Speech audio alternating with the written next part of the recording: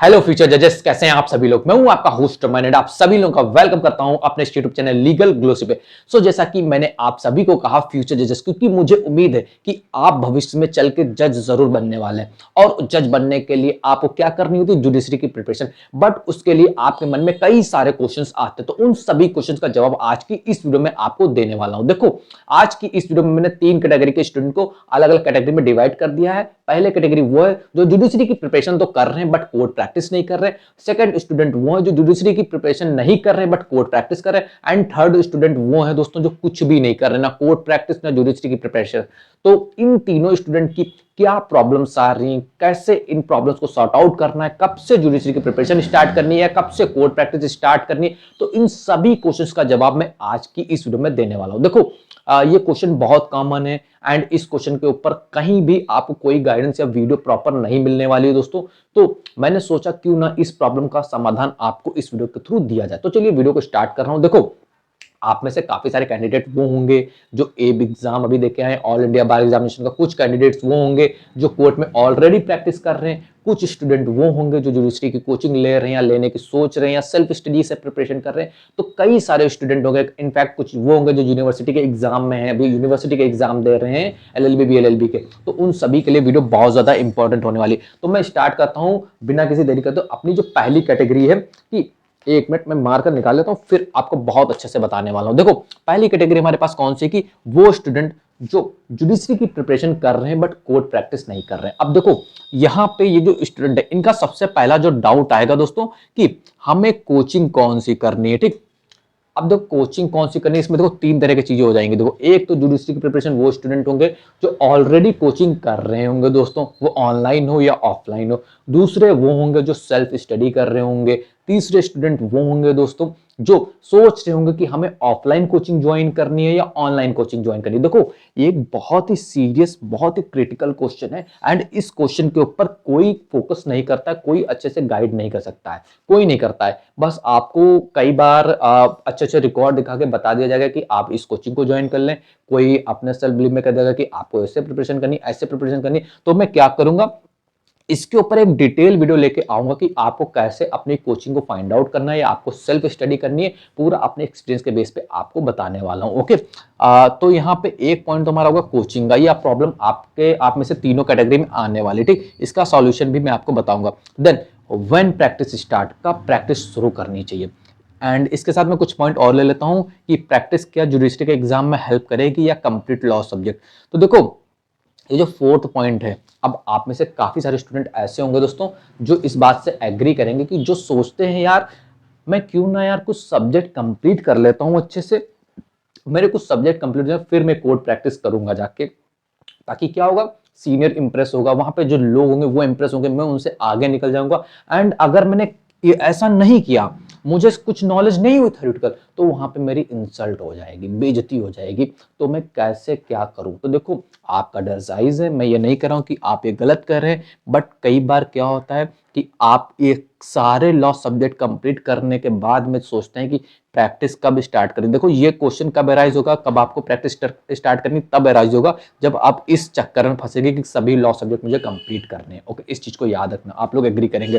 तो इस चीज से निकलने के लिए कब प्रैक्टिस स्टार्ट करनी है, इसका एक प्रॉपर सोल्यूशन मैं आपको नीचे पॉइंट नंबर 10 में बताने वाला हूं। बट उससे बड़ी चीज क्या, ये जो प्रैक्टिस की बात हो रही है, ये प्रैक्टिस हमारे जुडिशरी एग्जाम में भाई हेल्प करेगी या नहीं करेगी, ये क्वेश्चन आ रहा है। एंड ये क्वेश्चन बहुत ज्यादा लोग पूछना चाह रहे हैं बट इसके ऊपर कोई वीडियो नहीं बना रहा है, क्योंकि देखो, इसकी जिम्मेदारी मैं उनको नहीं बता रहा हूं कि उनकी गलती। बिकॉज मैं यहाँ पे जो भी एक चीज मैं बताना चाहता हूँ, डिस्क्लेमर भी आप ले लें कि जो भी मैं आपको बताऊंगा ये मेरे पर्सनल ओपिनियन है। जरूरी नहीं कि आप इस बात से एग्री करें या डिसएग्री करें, हो सकता है आपको पसंद ना आए मेरी बातें। तो ये आपके ऊपर है, ये आपके ऊपर है कि मेरी बातें आपको सही लग रही या नहीं लग रही। फॉर एग्जाम्पल, प्रैक्टिस जुडिशरी के एग्जाम में हेल्प करती है या नहीं करती है, मोस्ट ऑफ द टाइम आप सुनेंगे नो, कोई हेल्प नहीं करती है। बिकॉज अगर देखा जाए जो भी आप प्रिपेयर कर रहे हैं वो आप लोअर जुडिशरी एग्जाम की प्रिपरेशन करें। एंड मोस्ट ऑफ द जो स्टेट एग्जाम में लोअर जुडिशरी का जो पेपर आता है उसमें आपसे प्रैक्टिकल क्वेश्चन नहीं पूछता, वो आपको थ्योरेटिकल नॉलेज टेस्ट करता है। ओके, मोस्टली एग्जाम में। बट मेरी पर्सनल ओपिनियन ये है कि जो आपकी कोर्ट प्रैक्टिस होती है वो आपको जुडिशरी एग्जाम में कहीं ना कहीं थोड़ी बहुत तो हेल्प करती ही करती है।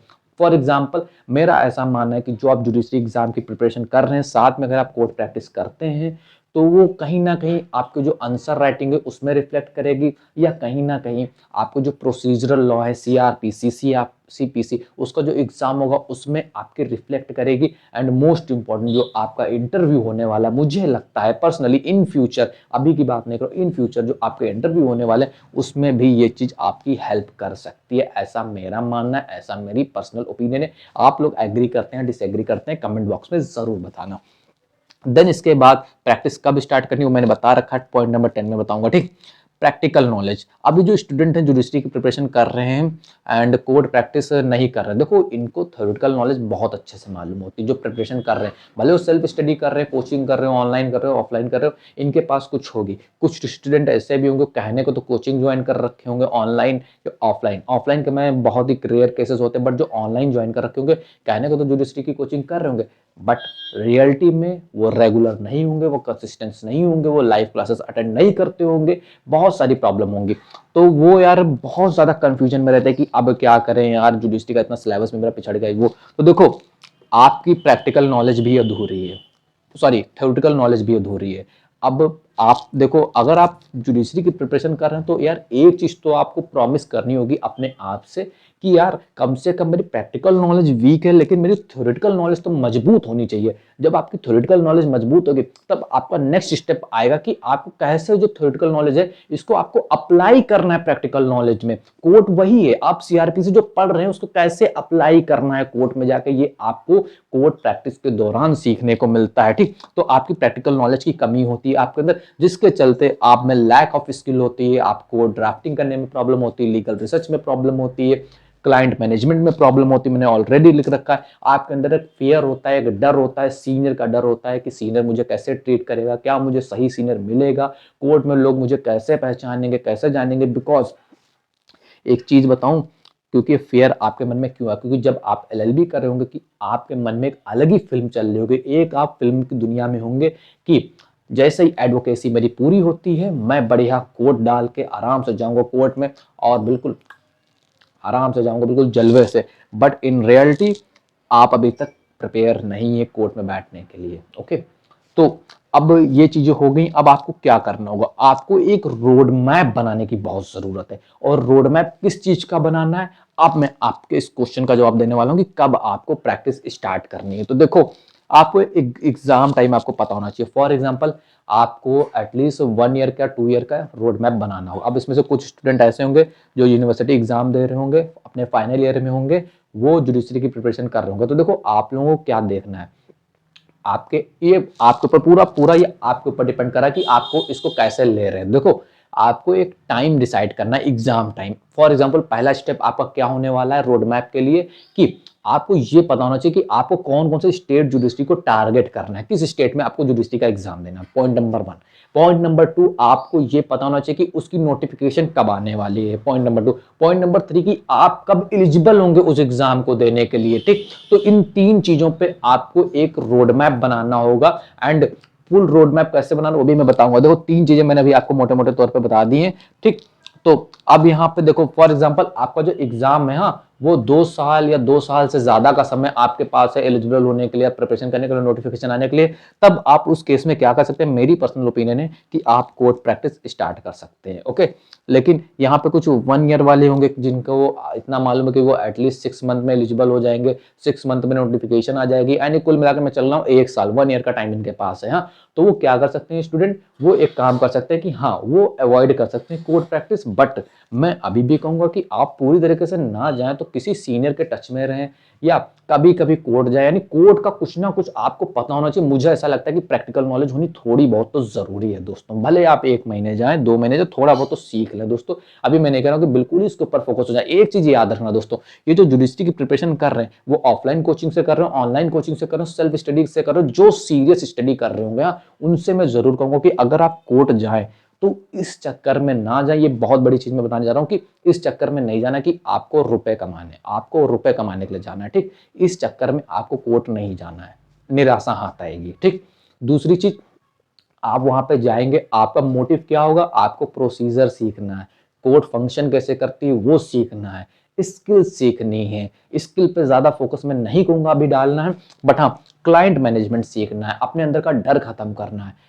तो ये चीज़ें आपको सीखनी है, ना कि आप कोर्ट में जाएँ और इस चीज़ में फँस जाएँ कि क्लाइंट को कैसे हमें रुपए निकलवाने हैं क्लाइंट से, हमें कैसे जो है क्या करना है, हमें केस कैसे लड़ना है। तो इन चीज़ों हमारे खुद के केसेस कितने होने चाहिए, तो इन चीज़ों को थोड़ा-सा एटलीस्ट जब तक आप प्रिपरेशन कर रहे हैं तब तक आप अवॉइड कर सकते हैं। बट ये मैंने उनके लिए बताया जिनके पास 1 साल का समय है या 1 साल से ज़्यादा का थोड़ा-सा समय, ठीक? ये मैंने 2 साल वालों के लिए नहीं कहा। आप भाई आराम से प्रैक्टिस पे अच्छे से फोकस कर सकते हो, साथ में टाइम मैनेजमेंट कर सकते हो। एंड जो पॉइंट नंबर हमारा 8 है, हम इसके ऊपर तो एक अलग से वीडियो ज़रूर बनती है। इसको बहुत ज़्यादा लोग नेग्लेक्ट कर देते हैं, छोड़ देते हैं, हल्के में ले लेते हैं।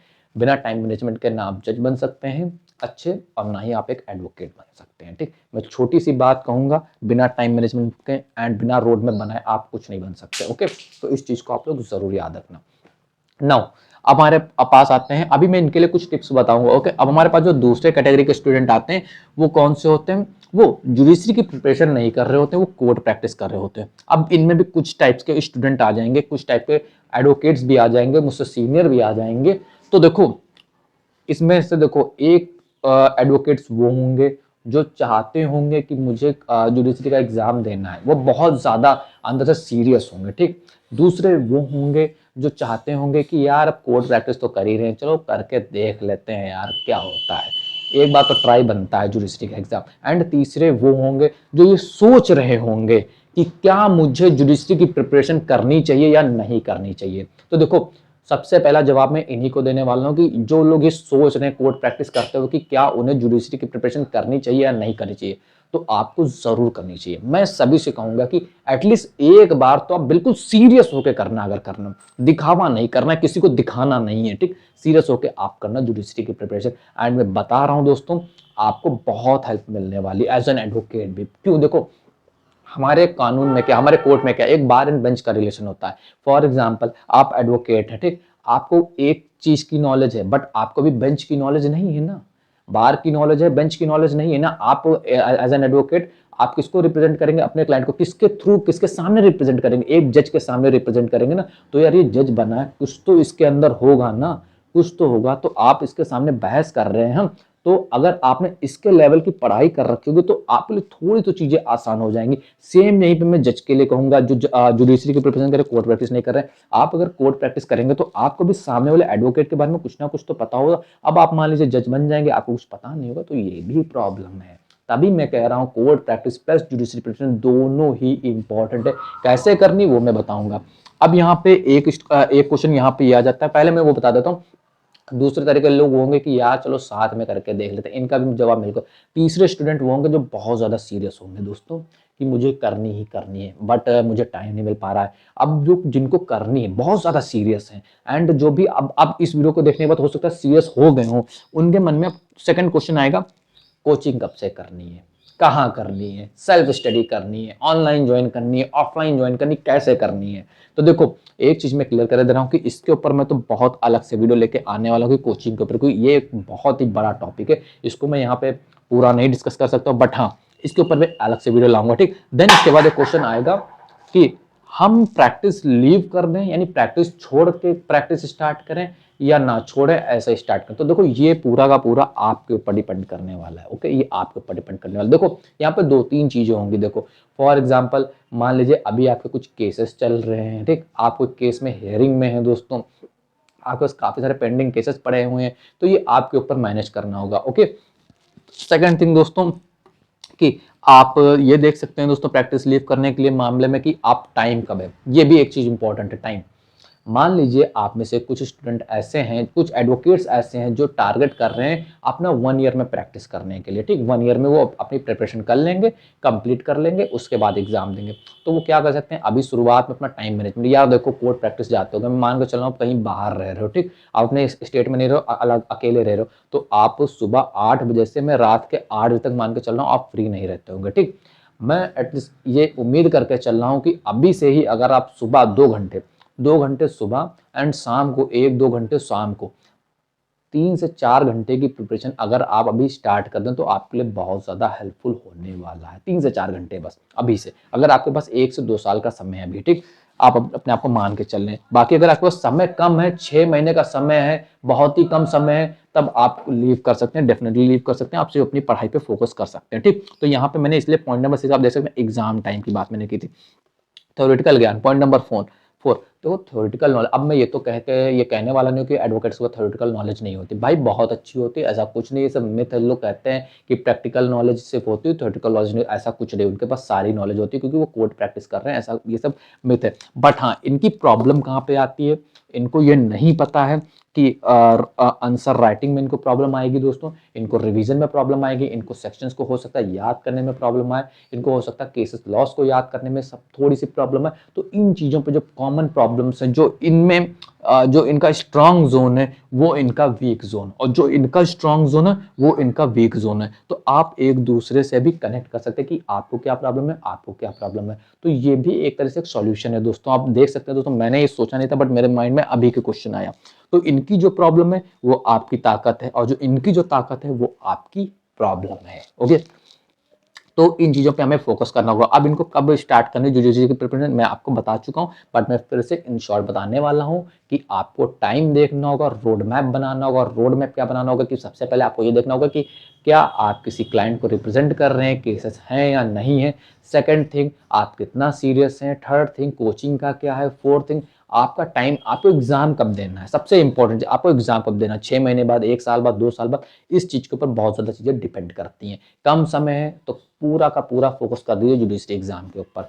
ज्यादा समय है तो हाँ आप कोर्ट भी जाइए, कोर्ट जुडिशरी की प्रिपरेशन भी करें, बट ये है कि मेहनत ज्यादा करनी पड़ेगी। एंड इसके लिए दोस्तों एक मैंने यहाँ पे पॉइंट मेंशन नहीं किया, आप सभी लॉ स्टूडेंट को, जो भी एडवोकेट्स हैं जुडिशरी के भी एंड कहीं जो भी लॉ एडवोकेट्स हैं, जो भी लॉ के फील्ड से जुड़े हुए हैं, उनको अपनी हेल्थ, मेंटल हेल्थ पे बहुत ज्यादा ध्यान रखने की जरूरत होती है, इसलिए एक्सरसाइज जरूर करना।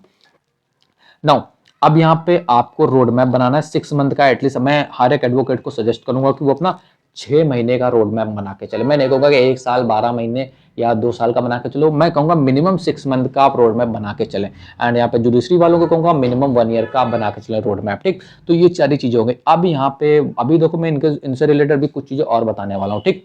अब यहाँ पे जो स्टूडेंट है, स्टूडेंट नंबर 3, ना कोर्ट प्रैक्टिस कर रहे हैं ना जुडिशरी की प्रिपरेशन कर रहे हैं, ठीक।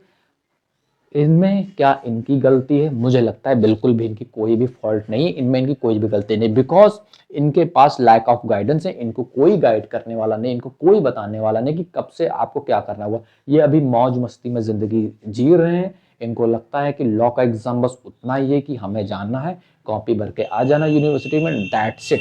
तो अगर अभी तक आप ये कर रहे हैं तो अभी संभल जाओ, बाद में बहुत प्रॉब्लम होने वाली है। मैंने एक वीडियो बनाई थी, my failure in law college, उस वीडियो को पूरा देखना जाके, आपको समझ में आ जाएगा कि मैं क्यों कर रहा हूँ। एलएलबी कर रहे हो, बीएलएलबी कर रहे हो, ग्रेजुएशन के बाद कर रहे हो, 12th के बाद कर रहे हो, सिर्फ टाइम पास के लिए कर रहे हो तो मत करो। अभी बता रहा हूँ बहुत स्ट्रगल है इसमें, स्ट्रगल करने के लिए आपको मेहनत करनी पड़ेगी, ठीक। तो लैक ऑफ गाइडेंस आपकी प्रॉब्लम है, वो मैं समझ गया हूँ। गाइड करने के लिए कौन है? मैं आपके साथ हूँ, ठीक। क्या करें, कब करें, कैसे करें, ये इनकी मेन प्रॉब्लम होती है। क्या करें, कब करें, कैसे करें, याद रखना, क्या करें, कब करें, कैसे करें। अब देखो इनके में एक प्रॉब्लम आती है कंसिस्टेंसी की, यानी इनके में वो नहीं होता है, कंसिस्टेंट नहीं रह पाते हैं ये लोग। 2 दिन के लिए सोचेंगे कि अब हमें जुडिशरी की प्रिपरेशन करनी, 3 दिन बाद सोचेंगे हमें कोर्ट प्रैक्टिस करनी, 4 दिन बाद सोचेंगे हमें यूनिवर्सिटी एग्जाम देना है।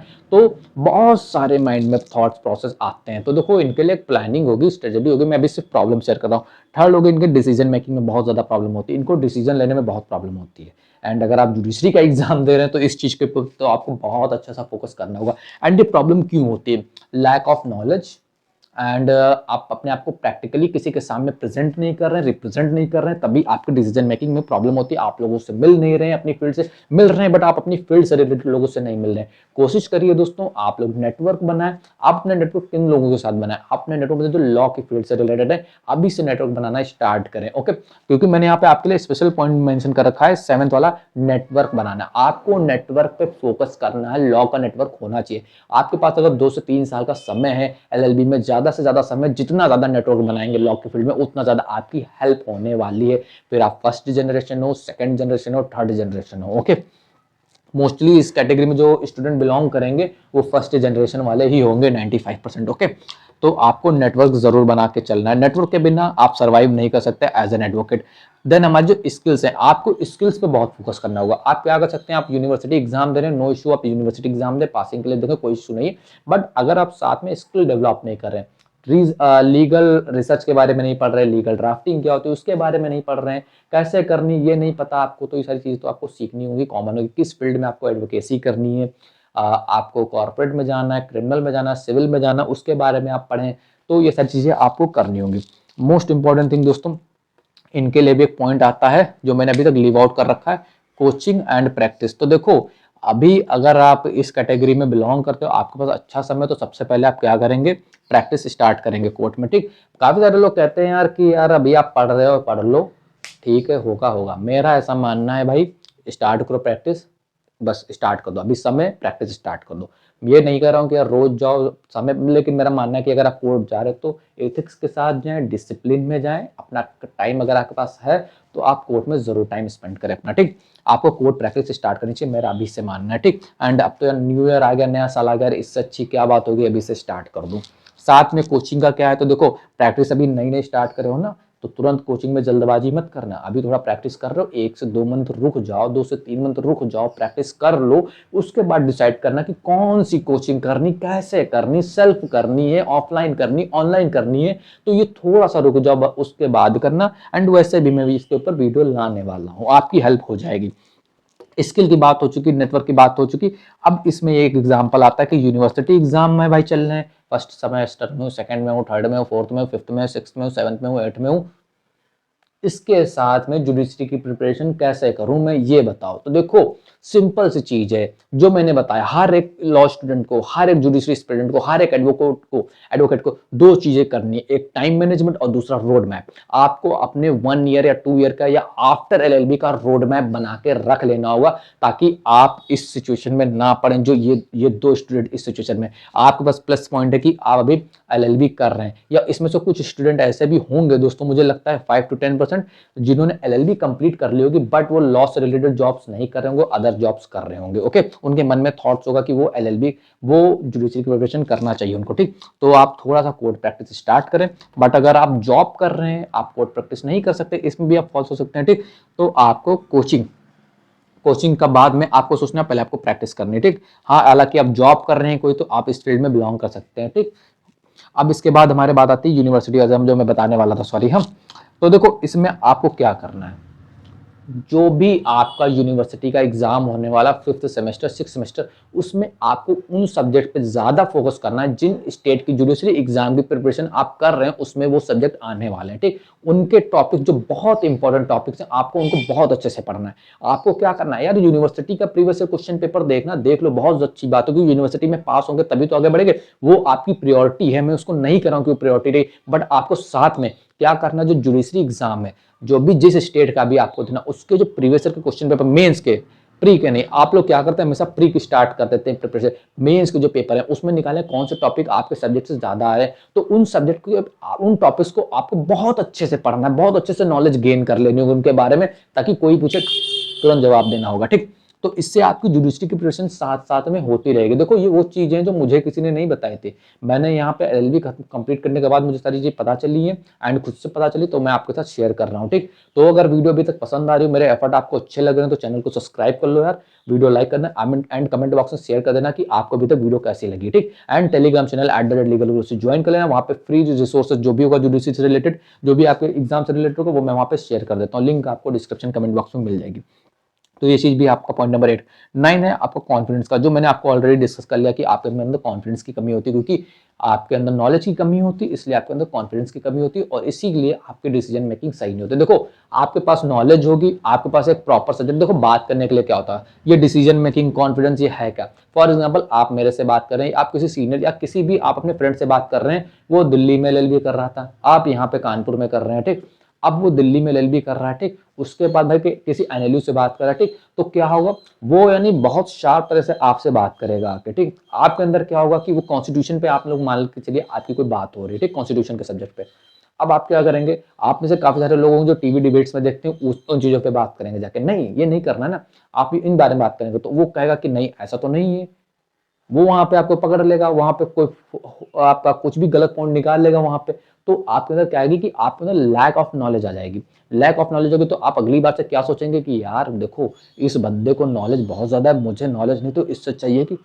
शांत रहते हैं बिल्कुल। तो इससे क्या होगा, आपका कॉन्फिडेंस गिरेगा, आप कह सकते हैं कि आपकी जो कम्युनिकेशन स्किल है वो भी गिरेंगी एंड आपके डिसीजन मेकिंग भी गिरेंगे, क्योंकि आपको खुद पे बिलीव ही नहीं रहेगा। ठीक, इसीलिए अब यहाँ पे आते हैं बुक्स बेरेक्ट। अब देखो पॉइंट नंबर 10 है, आप में से कितने सारे स्टूडेंट होंगे जो बेरेक्ट्स को पढ़ते नहीं होंगे, बुक्स को पढ़ते नहीं होंगे, मंगा के रख ली है, बस ऐसे एक बार रीड कर लिया, फिर एग्जाम से पहले हम लोग क्या करेंगे, क्वेश्चन बैंक ला के पढ़ लेंगे, एग्जाम पास हो जाएंगे। बुक्स अलग रखी है, बेरेक्ट्स अलग रखी। तो ऐसा मत करो यार, बेरेक्ट्स को बहुत अच्छे से पढ़ो। बिना बेरेक्ट्स के आप जुडिशरी एग्जाम क्रैक नहीं कर सकते, इस बात को समझ लो अभी के अभी।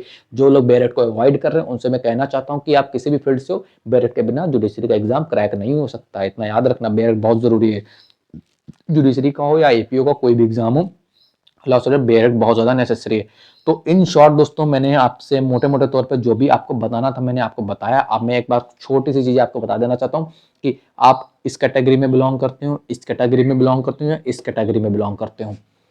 जुडिशरी की प्रिपरेशन कब करनी है, कोर्ट प्रैक्टिस कब करनी है, या दोनों कब करनी, साथ में करनी है, इसके लिए आपको बनाना होगा एक रोड मैप।